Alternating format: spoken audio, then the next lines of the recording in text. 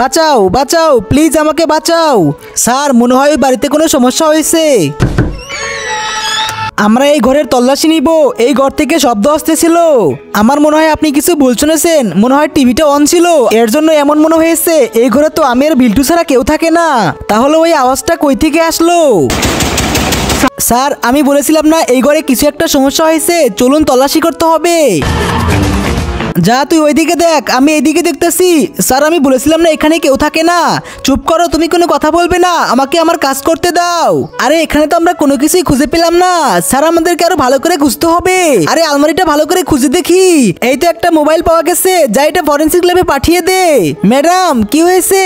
সোফার নিচে বন্ধুদের পায়ে এমন কিছু ঘুরবে দেখলে তুমি অবাক হয়ে যাবে।